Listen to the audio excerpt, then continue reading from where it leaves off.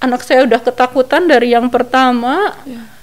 Akhirnya dia mau pengen cepet-cepet pulang, dan dia bawa cucu saya itu yang usianya 2,5 tahun. Dia jongkok ngebenerin sendal, mau ngambil sendal cucu saya ngebenerin. Dari jongkok itu dia kan mau berdiri, dari samping apa dari itu masuklah tangan itu meremas ke payung. Kita juga nanti akan bersurat juga ke Presiden Joko Widodo. Saya nggak akan narik omongan saya, makanya saya pengen lihat dulu gitu apa sih yang langkah yang akan dilakukan oleh Bupati gitu untuk mengawal proses kasus ini ya, bukan mengintervensi tapi mengawal.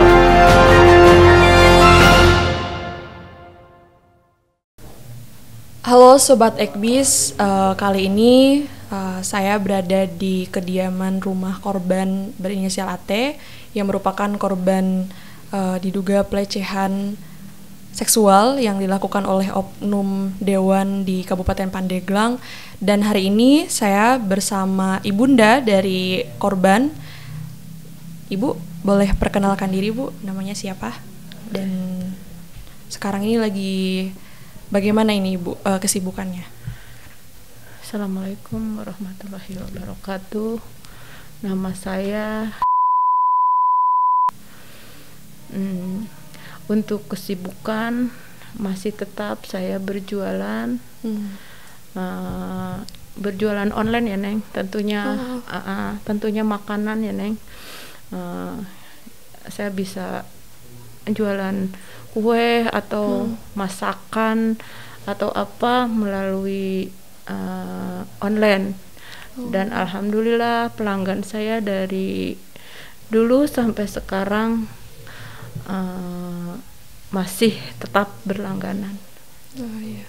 Oke, jadi untuk Sobat Ekbis juga ini disclaimer dulu ya, ibunda dari korban ini sudah menyetujui ya Bu akan diwawancara gitu kan, akan ditanya-tanya perihal kasus daripada yang menimpa anaknya gitu kan. Nah, Ibu sebelumnya saya juga turut prihatin ya Bu atas kejadian yang sudah menimpa anak Ibu. Nah mungkin Bu dari sisi Ibu boleh dijelaskan itu sebenarnya kronologi yang Ibu dapati gitu, anak Ibu dapati itu seperti apa sih Bu? Bu suaranya keras. Pada kejadian itu kan tanggal 21 April ada permintaan pesanan dari istri yang berinisial Y, meminta pesanan masakan ya tentunya buat berbuka puasa, mungkin karena pada waktu itu bulan puasa. Dia melalui WhatsApp dia pesen 2 urab, 1 pepes peda dan 1 pepes ikan mas. Ketika itu kan sudah asar ya, sudah selesai untuk pesanan dia. Jadi saya minta anak saya mengantar pesanan itu karena memang pesanan-pesanan itu selalu diantar sama anak-anak saya. Karena saya masih sibuk di dapur.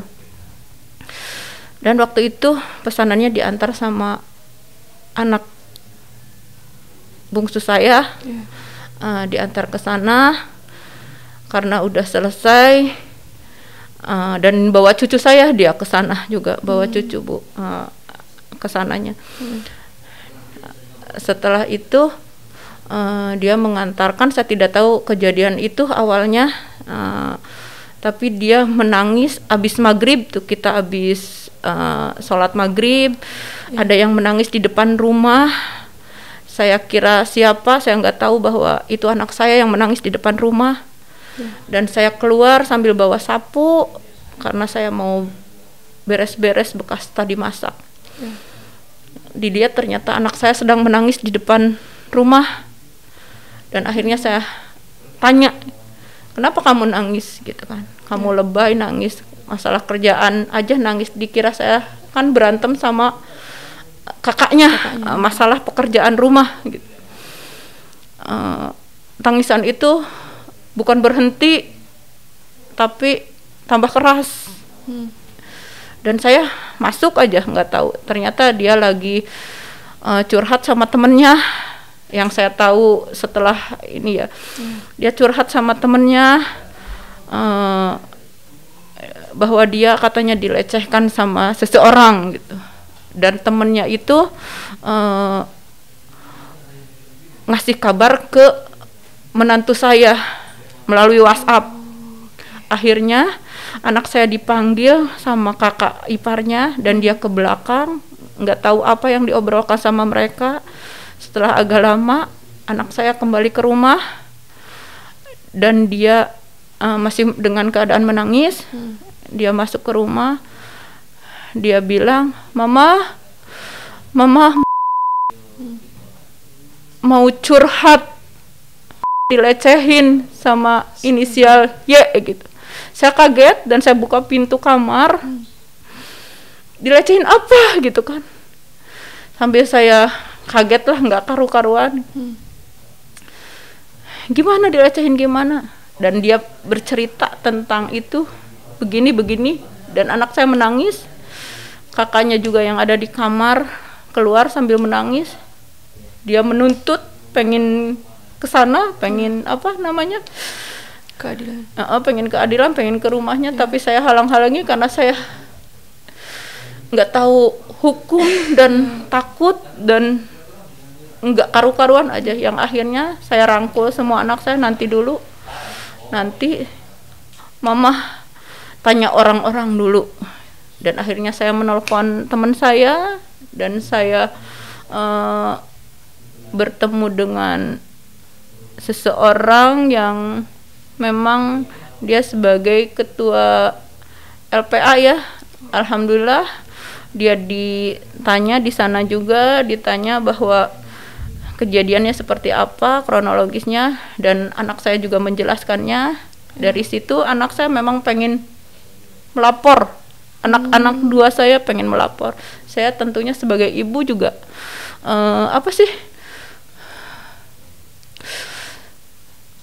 menghargai niat anak saya untuk melapor dan saya support anak saya.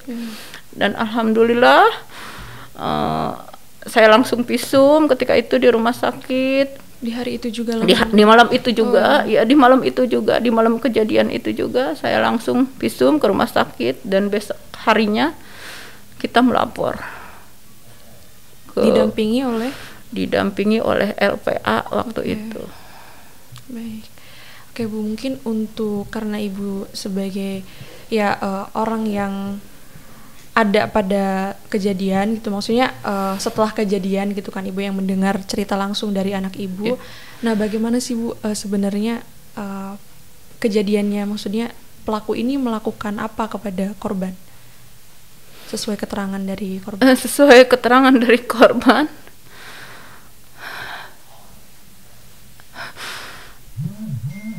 kan dia waktu itu suruh masuk ke rumahnya ya. Assalamualaikum, kata anak saya. Waalaikumsalam. Ada ibu Pak? Oh ada, masuk aja dek gitu. Anak saya masuk ke dalam rumah, assalamualaikum, ternyata nggak ada jawaban. Dan akhirnya anak saya kembali lagi keluar, bilang, Pak nggak ada siapa-siapa. Oh ya dek, nggak apa-apa, nanti saya yang bayar. Berapa deh semuanya? Semuanya 100.000, semuanya 75.000, bukan 100.000. Udah saya bayar. Akhirnya dia masuk, ngambil uang itu, dan uang itu 100.000. Nggak ada kembalinya karena anak saya memang nggak bawa uang kembalian. Dan bilang, Pak nanti kembalinya, karena belum ada kembalinya, nanti saya kesiniin lagi. Oh iya deh, nggak apa-apa, kata dia. Tapi sambil begini cerita dia nih, sini sehat-sehat ya deh, kayak gitu. Anak saya udah ketakutan dari yang pertama.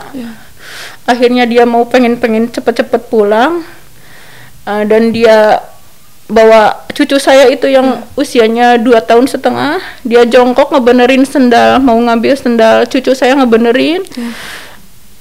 dari jongkok itu dia kan mau berdiri dari samping apa dari itu, masuklah tangan itu meremas ke payung Anak ibu. iya, ke anak saya.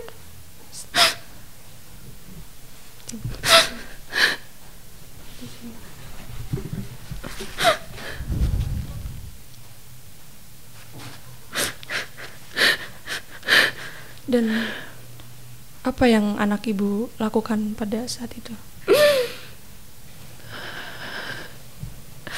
Anak saya menangis setelah tahu seperti itu. Anak saya menjerit, dan saya pun merangkul anak-anak saya yang 2 karena nggak ada siapa-siapa, cuma saya dan anak-anak saya di sini di ruangan ini. Dan dia pengen melaporkan itu tetap, bahkan dia pengen ke rumah pelaku, tapi saya larang karena saya tidak tahu mau apa, nggak tahu Neng. Ya, pasti sangat sulit sekali ya Bu kondisi pada saat itu. Nah, mungkin ini adalah satu alasan juga kenapa akhirnya korban tidak kita hadirkan di sini, karena memang kita mengkhawatirkan kondisi korban ya Bu. Kita mengkhawatirkan kondisi korban, dan juga kita sangat menjaga privasi korban gitu ya. Karena korban juga saat ini sedang menjalani masa kuliah ya Bu ya. Jadi takut terganggu gitu dari segi ya belajarnya dan lain sebagainya. Oke, nah Bu, dari kejadian tersebut nih Bu, pasti itu sangat menjadi trauma yang hari ini pun masih terbayang mungkin Bu ya, baik ibu maupun korban. Nah, dari kejadian ini ada nggak sih Bu kerugian secara materi, baik materi maupun material yang ibu dan anak ibu rasakan? Tentunya kalau materi juga ibu rugi. Kenapa rugi? Karena ibu lagi berjualan. Dari situ nggak connect lagi, ibu nggak nerima pesanan lagi. Ibu stop karena terganggu. Mau masak nggak, mau gimana nggak ngerti ibu. Ibu tutup. Ibu tidak berjualan saat itu. Berapa lama Bu? Berapa lama ya? Ada sebulan. Untuk memulihkan kondisi mental saat bulanan itu. Ibu nggak jualan. Wow. Dan pasti ibu dan keluarga kesulitan ya menghadapi hal tersebut. Wow. Ini satu tindakan yang merugikan ibu sendiri ya. Untuk pendampingan dari awal kejadian sampai sekarang, mungkin ada pendampingan psikologi gitu Bu untuk korban? Kalau untuk sekarang, kemarin dari TP2 ya. ada psikolog ya, tapi untuk yang ke belakang yang pertama nggak ada, cuma antara hati seorang ibu terhadap anaknya, gimana caranya supaya anak saya sembuh, jangan menangis saja, jangan mengingat-ingat saja, dan harus berjuang untuk sekolah, melanjutkan kuliahnya, karena waktu itu kejadiannya masih kelas 3 SMA ya. Akhirnya saya sama anak saya yang ini ngobrol dari hati ke hati tiap malam, tiap hari, iya, tiap ada kesempatan, dan saya samperin ke kamarnya untuk berbicara supaya anak saya tetap semangat, tegar, melihat mamanya seperti apa. Beruntung sekali anak ibu. Amin. Karena memiliki ibu yang sigap gitu kan, dan proses penyembuhan mental dari anak ibu pun adalah kerja keras ibu gitu. Luar biasa sekali. Nah, mungkin dari kerugian-kerugian yang sudah tadi ibu sampaikan gitu kan, wah mungkin kalau kita kalkulasikan itu tidak akan ini gitu sebanding. Nah, selanjutnya mungkin Bu, apa sih yang menjadi keinginan ibu untuk pelaku ini mendapatkan sanksi mungkin yang harus kalau ibu ya, kalau memaafkan memang ibu memaafkan. Allah saja selalu memaafkan umatnya. Apalagi saya sebagai manusia tentunya memaafkan ke pelaku ya nih. Memaafkan sekali, tapi kan proses harus tetap berlanjut supaya saya bisa ada keadilan buat saya dan anak saya, supaya jangan stop, jangan ada korban-korban yang lain. Itu yang saya harapkan. Anak saya juga harapannya seperti itu. Anak saya juga harapannya seperti itu. Supaya tidak ada lagi korban-korban selanjutnya. Iya, betul. Karena ya ibaratnya kita harus ada efek jera lah untuk pelaku gitu agar tidak melakukan hal demikian. Maafkan, dan saya tidak ada niat untuk menggulingkan seseorang, tidak ada niatan, tidak ada. Bukan tipe saya seperti itu, tapi kan ini untuk keadilan anak saya dan juga harga diri saya dan anak saya sebagai perempuan. Jangan dipandang perempuan itu lemah, jangan memandang saya itu seorang yang biasa-biasa, sama derajatnya. Kalau manusia kan sama derajatnya, sama aja. Ibu tanpa sadar ibu adalah perempuan yang hebat, Bu. Amin. Perempuan yang hebat. Dan ada hal yang ingin saya tanyakan kembali, Bu, demikian karena ini berkaitan dengan korban juga gitu kan. Dari proses hukum yang sudah berjalan, apakah korban mendapatkan intimidasi atau mendapatkan kecaman dari pihak pelaku atau dari kepolisian, itu ada nggak sih, Bu? Alhamdulillah tidak ada. Alhamdulillah Tidak ada. Sejauh ini tidak ada ya, Bu? Tidak ada. Mungkin yang terakhir adalah harapan ibu sendiri gitu untuk anak ibu dan untuk kasus yang sekarang ini terjadi itu apa? Kalau harapan saya buat anak saya tentunya pengen jadi anak yang baik, yang soleh. Sekolah harus tetap sampai lulus, menjadi orang yang berguna dan menjadi orang yang baik, tentunya membela kebenaran. Itu harapan ibu. Harapan saya.